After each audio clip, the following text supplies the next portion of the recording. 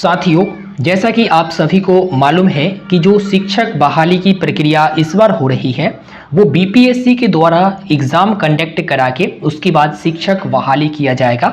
और इससे पहले जो प्रक्रिया हो रहा था वो अलग प्रकार से है। लेकिन आप सभी को ये भी नहीं भूलना चाहिए कि इससे पहले भी बीपीएससी शिक्षक बहाली के लिए एग्ज़ाम ले चुकी है और हाल ही में हेडमास्टर के लिए भी बीपीएससी ने एग्ज़ाम कंडक्ट कराया। अब 24 तारीख से ये परीक्षा होना है, सभी अभ्यर्थियों को मालूम है। अब इसमें बहुत अभ्यर्थियों ने अपना जो पढ़ाई है वो तो कंप्लीट कर ही लिए हैं, रिवीजन भी अच्छा खासा कर रहे हैं और बहुत सारे अभ्यर्थियों का जो पढ़ाई है, जो तैयारियां है वो कहीं ना कहीं अधूरा नजर आ रहा। देखो, एक बात मैं यहाँ पर स्पष्ट करना चाहूँगा, जो पहले से सामान्य प्रतियोगिता परीक्षाओं के लिए तैयारी कर रहे हैं उन अभ्यर्थियों को मैंने देखा है कि अच्छा खासा वो नंबर ले आ रहे हैं और अच्छा खासा जो है वो जब सेट बनाते हैं तो अच्छा खासा नंबर उठता है, क्योंकि वो पहले से इस चीज़ से परिचित है और कहीं ना कहीं रिवीजन वो लगातार कर रहे हैं। लेकिन जो एक्चुअल में कोई भी तैयारी नहीं किए हैं, जनरल यानी सामान्य प्रतियोगिता जनरल कंपटीशन के पढ़ाई नहीं किए हैं, वो जनरल कंपटीशन वाले कोई भी एग्जामिनेशन के लिए तैयारी नहीं किए हैं और जो शिक्षक बहाली इससे पहले होते आ रहे थे नंबर बेस करके, उस उम्मीद पर वो बीएड और डीएलएड किए थे, उन लोगों को अभी जो है जड़ से पढ़ना पड़ा है। और कहीं ना कहीं देखा जा रहा तो उनका जो बहुत सारे लोग ऐसे हैं जो जब ये नोटिफिकेशन आया था तब से वो अपना तैयारियां जो है कुछ ना कुछ हद तक कंप्लीट कर लिए हैं, लेकिन बहुत सारे लोगों का तैयारियां अधूरा है। अब इसमें सोचेंगे कि कैसे हम लोग तुक्का लगाएंगे। जैसे कोई सवाल है, अगर वो सवाल नहीं आता है हमें तो आखिर तुक्का क्या लगाए, ए लगाए, बी लगाए, सी लगाए, डी लगाए या फिर ई लगाए। देखो, एक ये तुक्का होता है, जैसे आपको ऑप्शन नंबर ए मालूम है, ऑप्शन नंबर सी मालूम है, ठीक है। अब इसमें जो बाकी के ऑप्शन है ना वो काट दिए हैं आपने, मतलब आपने जो तैयारियां किया है उसमें आपको ये मालूम है कि ए या सी इन दोनों में से कोई होगा। तो देखो, इसमें 50-50 की चांसेस होती है कि हाँ चलो आप ए लगाओगे तो कहीं वो सही हो जाए या बी लगाओगे तो कहीं वो सही हो जाए, बाकी ऑप्शन आप खुद से ही काट देते हो कि हाँ ये ऑप्शन नहीं होगा। लेकिन एक ऐसे भी प्रश्न आपके सामने आ सकते हैं जिसके बारे में आपको जानकारी नहीं होगा बिल्कुल भी। जैसे मान लो कि ये प्रश्न है, किस दिल्ली सुल्तान ने रक्त एवं लौह की नीति अपनाई। अब इसमें आप कंफ्यूज हो, आपने इससे पहले पढ़ा नहीं कि ए होगा या बी होगा या सी होगा या डी होगा या ई होगा। तो ऐसे में आपको तुक्का कैसे लगाना है इसके बारे में भी बात करेंगे। और जो 50-50 वाला रहता है, लगता है कि ए या सी इन्हीं दोनों में से कोई होगा, तो उसमें आपको तुक्का कैसे लगाना है वो भी मैं आपको बताऊंगा। और लगातार अगर आप तुक्का लगा रहे हैं तो उसमें कौन सी बातों को आपको ध्यान में रखना है ये भी बताएंगे। बहुत ही मजेदार ये वीडियो होने वाला है। तो साथियों, जहां तक तुक्का लगाने की बात है तो मैं इस वीडियो में जो आगे बताने जा रहा हूं ये पूरा एनालिसिस करके ही मैं आपको बता रहा हूं। जो भी बीपीएससी का प्रीवियस ईयर क्वेश्चन है और उसका आंसर शीट मैंने देखा है, आंसर मैंने देखा है, उस लिहाज पर मैं आपको बताने वाला हूं कि ऑप्शन नंबर ए, बी, सी या डी या फिर ई लगाना है, किस पर ज्यादा आपको भरोसा रहता है सही होने का। सबसे पहले आपको ये सूचित कर दूं कि कोई भी निगेटिव नहीं है, ये आप लोगों को मालूम है। अब तुक्का कैसे लगाना है, तो तुक्का एक होता है 50-50 वाला, जो मैंने आपको बताया कि 50-50 जब आते हैं तो उसका कैसे लगाना है, और एक आता है कि आपको बिल्कुल भी पता नहीं है। देखो, सबसे पहले आपको ये साथियों सूचित कर देना चाहूंगा, जो तुक्का लगाने की बात होती है, चाहे हम लोग एनालाइज करते हैं या फिर और कोई टीचर एनालाइज करते हैं और बताते हैं, इसमें 100% यानी 100% ऐसा नहीं है कि अगर मैं आपको बताऊं कि हाँ बी ऑप्शन अगर आप इसको लगाओगे तो बी ही पूरा जाकर सही होगा। लेकिन कुछ ऐसे परसेंटेज है, देखो हम लोग क्या करते हैं ना कि हम लोग अनुमान ही लगाते हैं, बाकी क्वेश्चन जो सेट करता है वो बीपीएससी सेट करता है, ठीक है।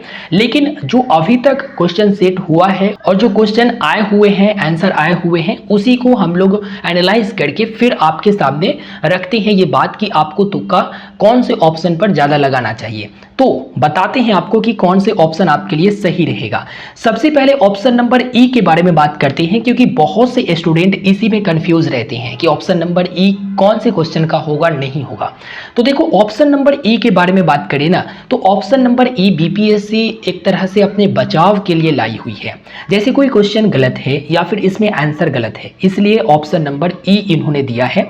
आपको लगता है कि इसमें से कोई भी आंसर नहीं है, तो ऑप्शन नंबर ई आपके लिए रहता है, जो कहता है उपर्युक्त में से कोई नहीं या उपर्युक्त में से एक से अधिक, मतलब ए भी है और बी भी है और एक ही क्वेश्चन में दे दिया गया, तब आपको ऑप्शन नंबर ई पर जाना है। अब ऑप्शन नंबर ई के आने की संभावना, सही होने की संभावना कितना है, तो 10% के आसपास जो है ऑप्शन नंबर ई को सही होने की संभावना हम लोग रखते हैं कि 10% के आसपास जो है ऑप्शन नंबर ई सही होंगे। अब तुक्का लगाना कैसे है, तो सबसे पहले देखो, अगर आप लोग ये क्वेश्चन पढ़ते हो, यहाँ पर जो भी है ना, देख लो यहाँ पर एनालाइज करके टोटल जो है लेटेस्ट वाला है। और एक और बात बता देना चाहूँगा, 2017, 16 या फिर इससे पहले जो एग्ज़ाम लिए जा रहे थे, जो जहाँ पर 4 ही ऑप्शन दिए जा रहे थे ना, उसमें ज़्यादातर जो ऑप्शन रहता था वो ए सही होता था। मैं अभी आपको आगे बताऊंगा, भी ज़्यादातर ऑप्शन जो है ए सही होता था, ठीक है। लेकिन अभी क्या बदलाव हुआ है और अभी हम लोगों ने क्या पाया है वो बताने वाला हूँ। सबसे पहले 50-50 वाले के बारे में बात कर लेते हैं। 50-50 मतलब जैसे यहाँ पर एक क्वेश्चन है कि बिहार पर बख्तियार खिलजी के हमले का पहला विवरण प्राप्त हुआ।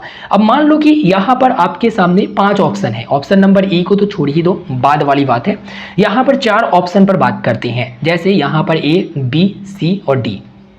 अगर आपको लगता है कि यहाँ पर ऑप्शन नंबर ए होगा और सी होगा, ठीक है भाई, ऑप्शन नंबर ए और सी हो सकता है, क्योंकि बी और डी जो है बिल्कुल अलग है, मतलब इस क्वेश्चन का आंसर हो ही नहीं सकता। तो उस स्थिति में 2 ऑप्शन आप लोगों ने छांट दिया, अब बचा 2 ऑप्शन ए और सी। अब ए और सी पर आपको किसको तुक्का लगाना है और कैसे करना है। देखो, जब ए और सी के बारे में डाउट होना, तो सबसे पहले आप अपने दिमाग से पूछो कि क्या जो ऑप्शन नंबर ए में दिया गया है इसके बारे में आप जानते हो, क्या आपने इसके बारे में पढ़ा है। अगर आपका दिमाग कह रहा है कि हाँ 60 से 70% मुझे लगता है कि ऑप्शन नंबर ए सही होगा, तब आप ऑप्शन नंबर ए की तरफ जाइए। और अगर आपको लगता है कि 60 से 70% ऑप्शन नंबर सी सही होगा, तब ऑप्शन नंबर सी की तरफ जाइए। लेकिन एक और बात दिमाग का देखिए, जब ऑप्शन नंबर ए आप लगाओगे ना, तो आने वाले हर क्वेश्चन जो आप डाउट में जाओगे तो क्या कहेगा दिमाग कि आपने जो ए लगाया वो बिल्कुल सही लगाया है भाई। अब उसी तरह से आपको यहाँ पर मान लो कि सी पर, ऑप्शन नंबर सी पर आपका दिमाग कह रहा है कि सी लगाओ, बिल्कुल सही होगा। तो कहीं ना कहीं हम लोग एग्जाम जब देते हैं, जब क्वेश्चन आता है, तो हमारा दिमाग जो है एक तरह से ये सोचते रहता है, क्या सोचते रहता है, ए सही होगा या बी सही होगा। फिर हम लोग सोचते हैं जिसके ऊपर पहले नजर चला गया वो सही होगा, ठीक है। ज़्यादा बार पढ़ते हैं, यहाँ पर मैंने इल्तुतमिश का नाम सुना है, बलबन का भी नाम सुना है, अलाउद्दीन खिलजी का भी नाम सुना है। अब इसमें लगाए तो क्या लगाए। तो कहीं ना कहीं आप जब तुक्का लगा रहे होते हैं या फिर ओवर कॉन्फिडेंस आपके दिमाग में आता है, तब क्या होता है कि आप गलती कर जाते हैं। जब ओवर कॉन्फिडेंस में आप कह रहे हो कि ऑप्शन नंबर ए है, तो आप इस चीज़ से बच कर रहिए, क्योंकि आप ओवर कॉन्फिडेंस में बोल रहे हैं। अगर क्वेश्चन पढ़ा पढ़ा सा लग रहा है, ऑप्शन पढ़ा पढ़ा सा लग रहा है, तो ऐसे ही हड़बड़ में आप मत टिक कर दीजिए, उसके बारे में सोचिए। जो क्वेश्चन आपको हल्का लग रहा है कि ये तो आसान है भाई, उसको आप 2 बार जरूर पढ़े, ध्यान से समझ कर आंसर दे। क्योंकि मैंने देखा है बहुत सारे ऐसे स्टूडेंट हैं जिनको सही लगता है, हल्का लगता है, उसमें ही वो गड़बड़ कर देते हैं, क्योंकि उनका दिमाग जो है आगे वो सोचता ही नहीं है। उनका दिमाग पहले ही कह देता है कि भाई ये तो आप जानते हो ऑप्शन नंबर बी होगा, लेकिन कहीं ना कहीं आप थोड़ी सी गलती कर जाते हो। बहुत सारे ऐसे जो अभ्यर्थी है वो ये भी नहीं देख पाते हैं, निगेटिव पूछ रहा है, पॉजिटिव पूछ रहा है, क्या पूछ रहा है, क्या चीज पूछ रहा है, क्या कोई किताब के संदर्भ के बारे में पूछ रहा है, क्या किताब लेखक के बारे में पूछ रहा है, या किताब के बारे में पूछ रहा है। ये भी यहाँ पर नहीं वो कर पाते हैं, डायरेक्ट किताब का नाम सामने आया और वो ऑप्शन पर टिक कर देती हैं। इसलिए जो आपको हल्का लगे और लगे कि मैं पढ़ा हुआ हूँ, तो ध्यान से उसका आप सही दीजिएगा और थोड़ा सा सोच कर दीजिएगा, दोबारा पढ़ कर दीजिएगा, तो वो ऑप्शन जो है, जो भी आप लगाओगे वो 100% सही होगा, ठीक है। अब वैसे अभ्यर्थी जिनको मालूम ही नहीं है, जैसे यहां पर देख लो, किस दिल्ली सुल्तान ने रक्त एवं लौह की नीति अपनाई। अब मान लो कि आपको इसमें से पता ही नहीं है, आपने इससे पहले ये क्वेश्चन देखा ही नहीं है, ए है, बी है, सी है, डी है, ई है, क्या होगा मालूम नहीं, ठीक है, मालूम नहीं। उन लोगों के लिए मैं कहता हूं, देखो ऐसे में ए वाला जो होता है ना, वो ज्यादातर मैंने देखा है कि इसको सही होने की जो प्रायिकता है, प्रोबेबिलिटी है, वो 25% मैंने देखा है कि हाँ होता है, ठीक है, 25%।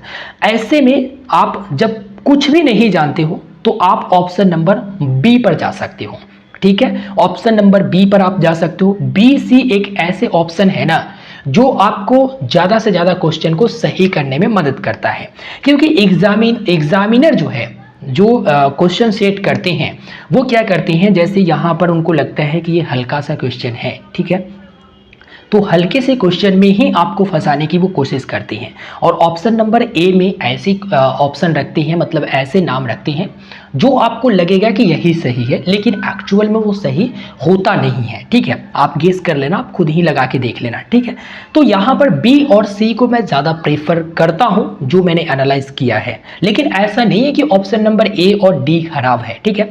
जब आप कोई डाउट में आओगे, ए और सी के डाउट में आओगे, तो इस स्थिति में आप सी मार सकते हो, और बी और डी के डाउट में आओगे तो इस स्थिति में आप बी मार सकते हो। वही आप ए और डी के डाउट में आओगे ना, तो आप ऑप्शन नंबर डी पर जा सकते हो, ठीक है।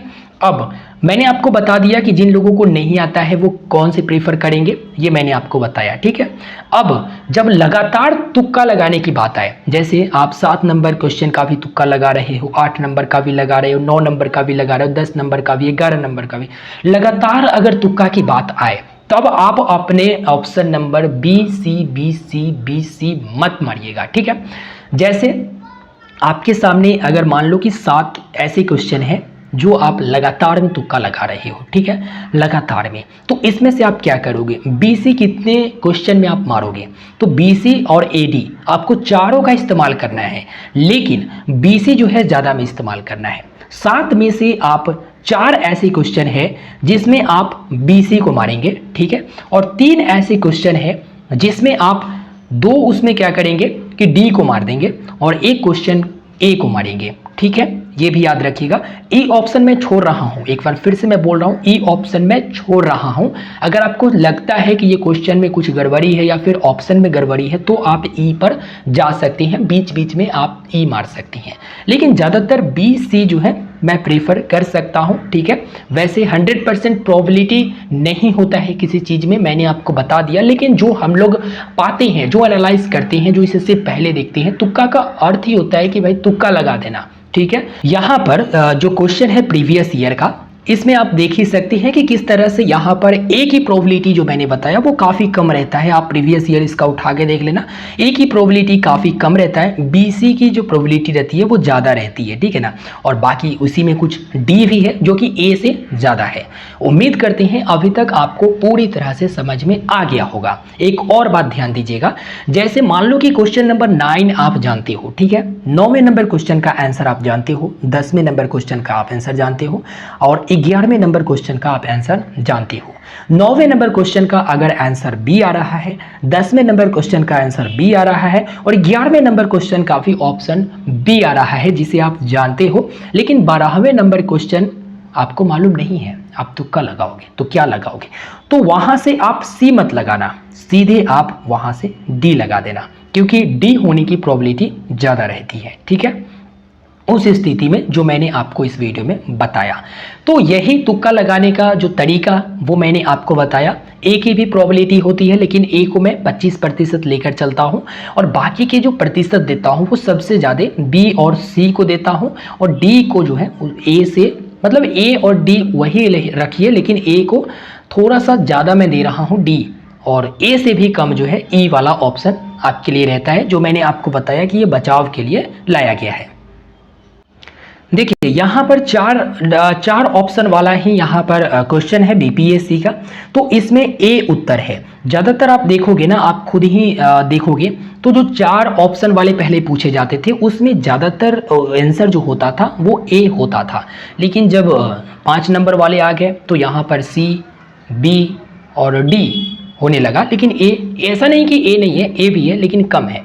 तो यहाँ पर मैंने कंप्लीट आपको जानकारी दिया है, और आप लोग जाइए एग्जामिनेशन दीजिए, और मुझे लगता है कि अब निगेटिव हट चुकी है।